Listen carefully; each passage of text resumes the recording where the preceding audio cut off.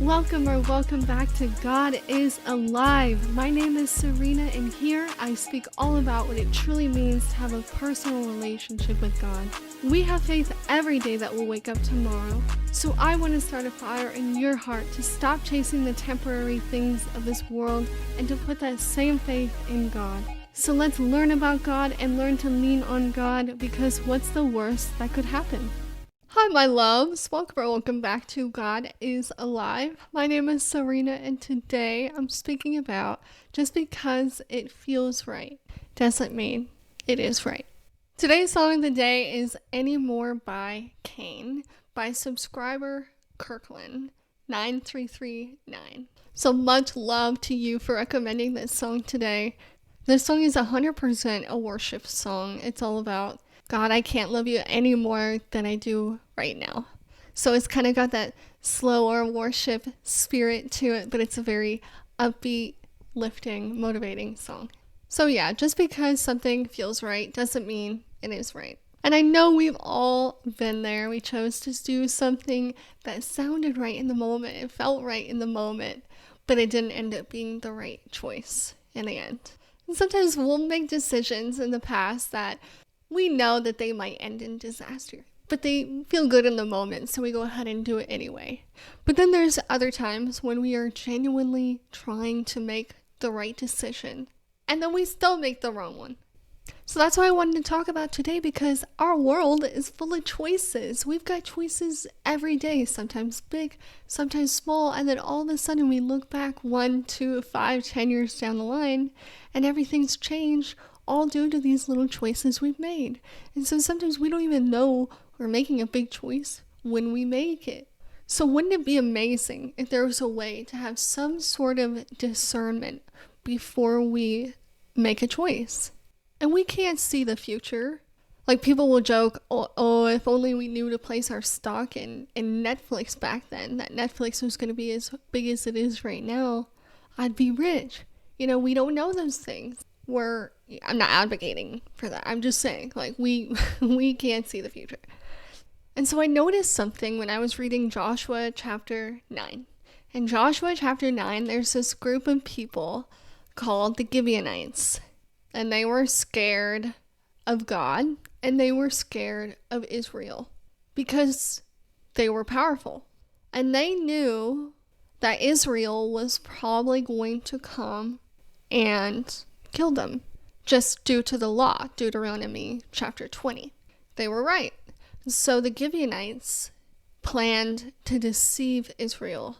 So what they did was they decided to go to Joshua and Israel, and they lied to them.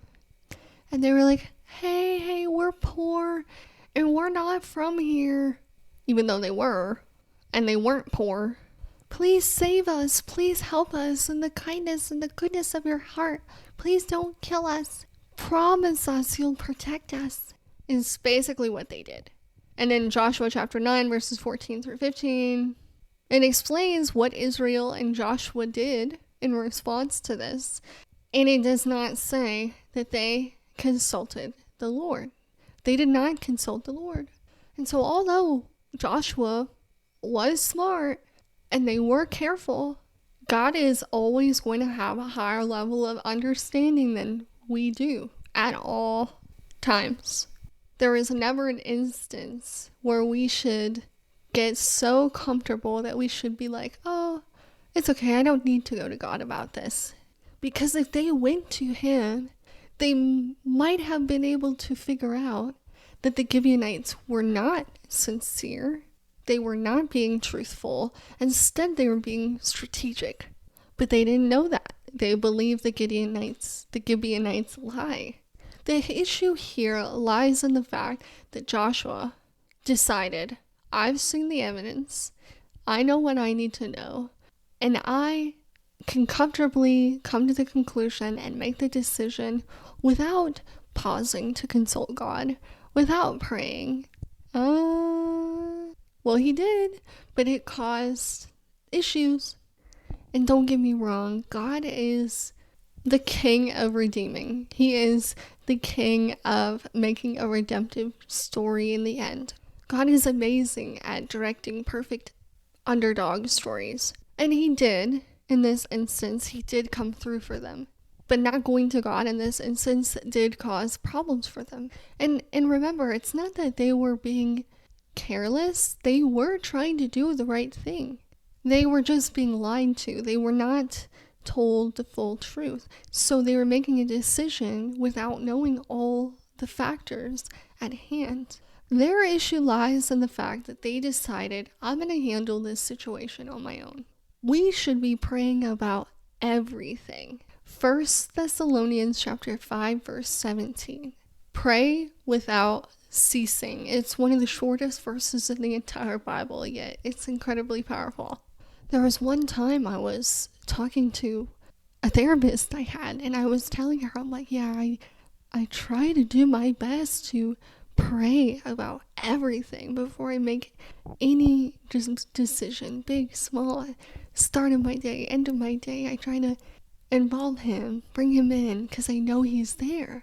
And she heard what I was saying, and her response was, you don't pray and ask him what color socks to put on, do you? And honestly, I didn't even know how to respond to that. Like, no. And honestly, I've had a lot of time to think about that incident since then. You know how you always come up with your biggest comebacks or whatever you want to call it as you're laying in bed mulling it over that night. But no, I am not an advocate to treat God like a magic 8-ball. All right, God, should I do this thing? No, that's not it. All right, God, pink or blue today? Pink. That's not it. No.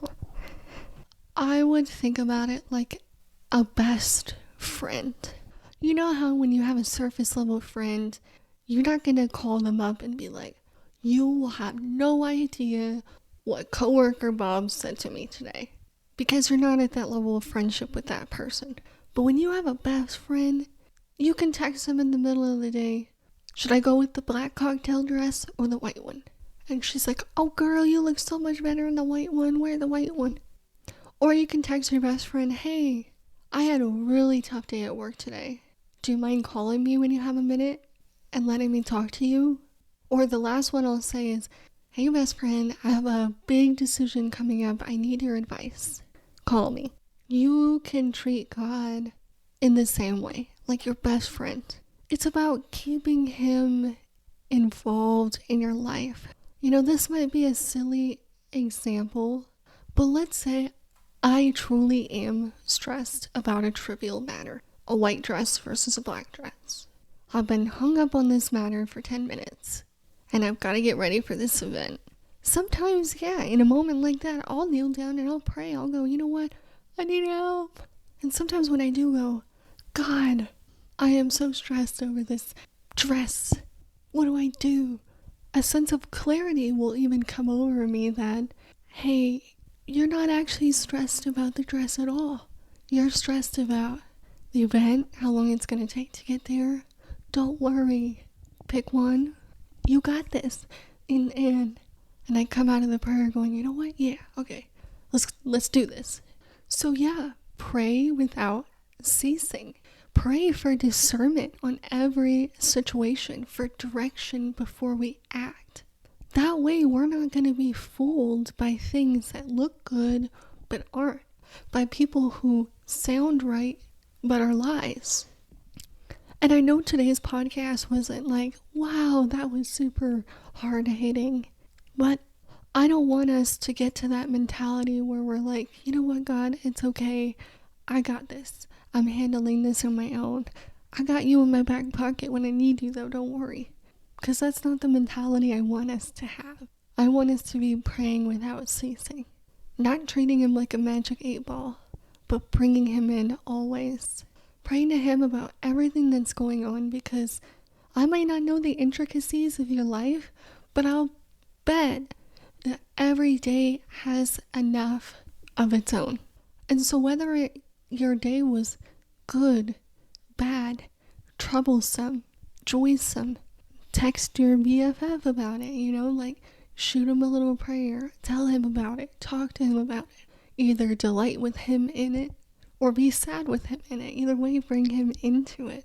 Now, I'm not saying just because you're going to pray without ceasing that you're never going to make a bad decision in your entire life ever again.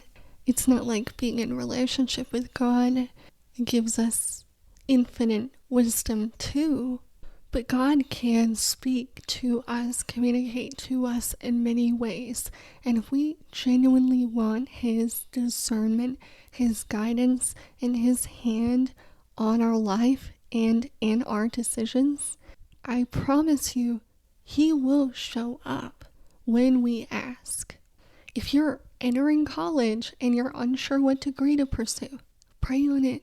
If you're applying to jobs and you luckily got accepted to multiple, pray on it. If you're thinking about leaving a job for another one, pray on it. And not even just these big things, little things. Lord, I have this new person in my life. Their intentions seem good. They seem trustworthy. Pray on it. On everything. Slip away into a little place and just be with Him. Spill out your little heart to Him and get into the habit of that.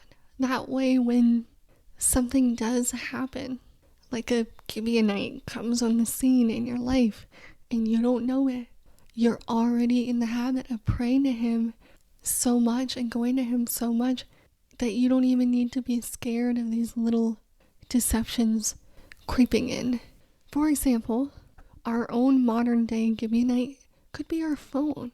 We get on our phone, we start scrolling, and all of a sudden we start playing the comparison game, and we start comparing ourselves to other people, our lives to other people. Then we get off the phone and then we don't feel so good. But we don't really know why, because it's all happening kind of subconsciously. But if we're in the habit of praying, then we can go to God and be like, man, I feel kind of down today. And then maybe in that prayer, you walk out of that prayer with the realization, you know what? It could be that phone. Because that's kind of how He can work in a way. So I think you got the point. I hope you have an amazing rest of your day. And as always, I cannot wait to talk to you again next time. My actions speaking clearly when I say that I'm sorry.